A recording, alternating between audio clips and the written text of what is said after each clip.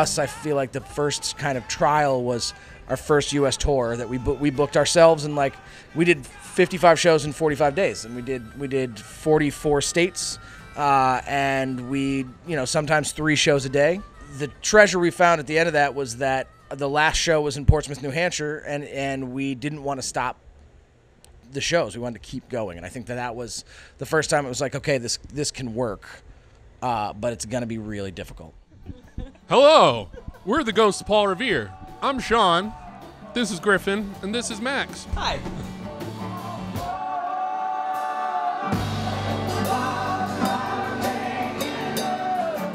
I think a big reason why people have enjoyed coming to our shows and stuff is because we try to play honest music, and we try to be honest with the audience. We don't try to be people we're not, or try to seem cool.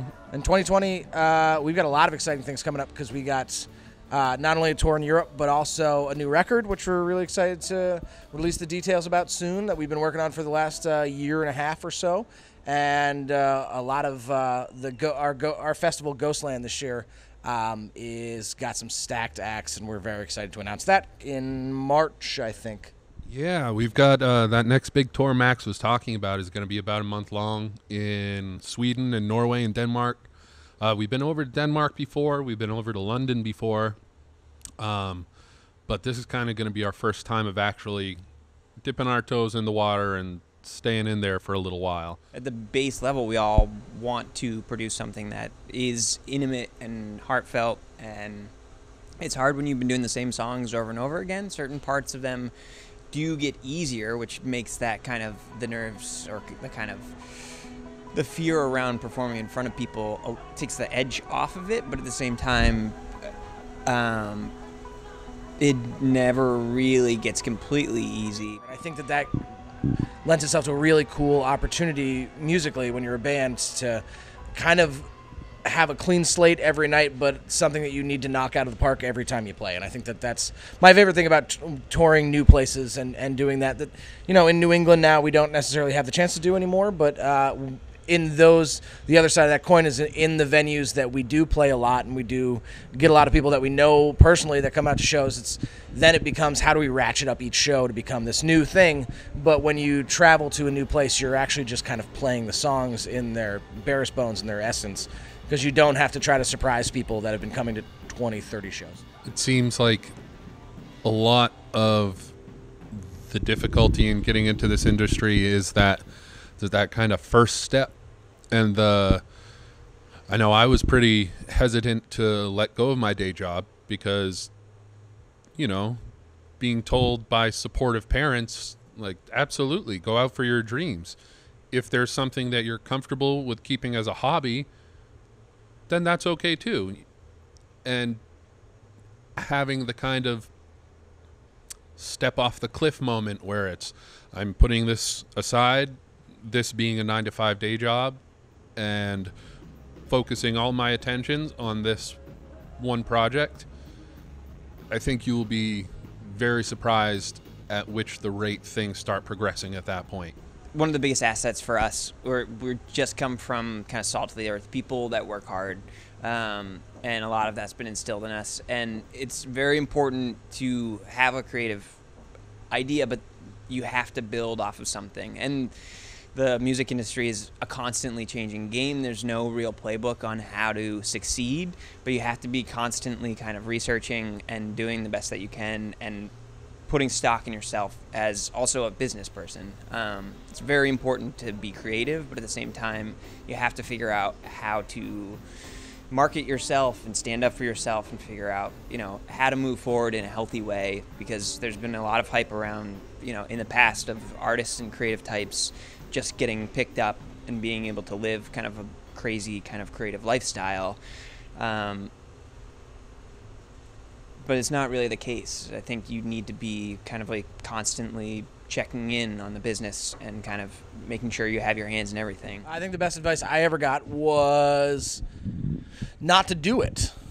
And in saying that, I mean that because if you're not willing to work hard enough to prove everyone wrong, you're not going to work hard enough to make it successful. I think that pursuing anything in the creative arts is extremely difficult, and it takes a lot more skills than people give it credit for, including time management and business skills. And I mean, we run a small business, and like on top of that, you have to learn how to be creative on top of that. It can be very stressful, and it can be pretty crazy. And I think that if you're not willing to do anything you can do to make that count and to make it work, then you're not necessarily going to make it work. And I've known a lot of people who are very, very talented, but are waiting for something to happen to them. And I don't believe that you have to move somewhere or be from somewhere to do incredible things in music. I think that all you have to do is make it happen for yourself,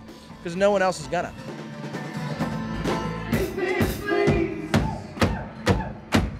Would you take me there? We've been trying to get really good at saying, yes, we're going to try it to anything in the writing process, because you really don't know if something would work better than the other thing until you hear them. And I think that has become probably the most advantageous piece of the process in terms of communicating between another. You get to it's not as impressive or spontaneous as some of these jam solos that you see out at these live shows, but it's got the same idea at it during that process. You get to kind of run on the fly, and if you've got an idea right there and you're not even sure if it's going to work yourself, you just throw it out there and then you try to work on it as a group. Sorry, 1 second. Charles, are you okay?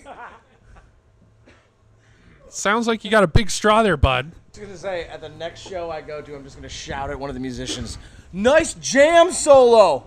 That was an awesome jam solo!" Nice jam solo. Yeah, good jam solo! I'm rolling on the ground on my mollies right now. I don't know, the rock star lifestyle thing, anytime we think that we're in a situation like that, what normally happens is we get together in a corner and just like, oh my God, look at that shit. Holy shit, look at that shit. Well, we're a folk band. I think the big thing is that, like, we might be on the, like, more rambunctious side of the scene that we kind of were introduced to and started in. But in the grand scheme of things, we're still a folk band and party as such. It's civil. We're civil partiers. Civil partiers.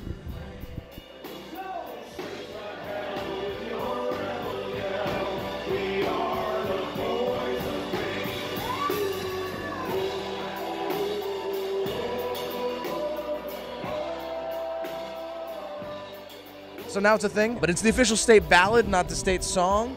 There's a period at the beginning of every term that any citizen can put a bill forward into the House and the Senate, and they did that, and it went through unanimously in both the House and the Senate, and everyone was super excited about it. And we're hoping to do some fun things with it this year, because it's this year is the bicentennial of Maine's statehood.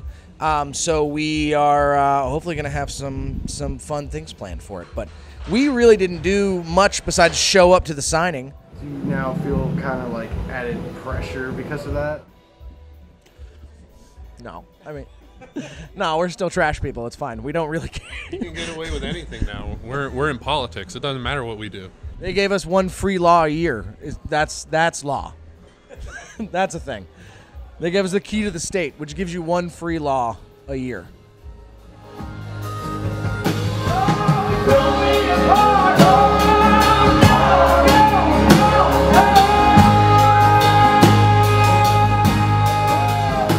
At the end of the day, there are good days and there are bad days. And I don't really mean the general value of the day or the time spent, but just in terms of where you feel with yourself. And I think a really important thing to keep in mind is that just because you had a good day doesn't mean that brother next to you did. And working kind of through that and keeping that in mind throughout. Because if you go out on the road and you do that 55 shows in 45 days, 44 states with the same 5 guys in the same van for that amount of time, you're going to get on each other's nerves a little bit. And you're going to like, phew, at the end of each of those long tours, we don't see each other for at least a week afterwards, because you just have to remember what it's like to have your own space. But by keeping in mind that these people are your brothers and they've got your back, it shifts the entire thing into a kind of realm where it's not there's no necessarily a fatal misstep, you know. There's not something that one of these guys will say that's going to send a bottle flying, or like somebody starts walking back to Maine. We are worth more than that, and keeping that in mind through the 3 hours of sleep you got for a week straight and only eating fucking kind bars and combos from the gas station. Sometimes that's hard to keep in mind, but you focus on that point. That's your team, and you guys are gonna prove them wrong. We're right. Prove the nice ones right.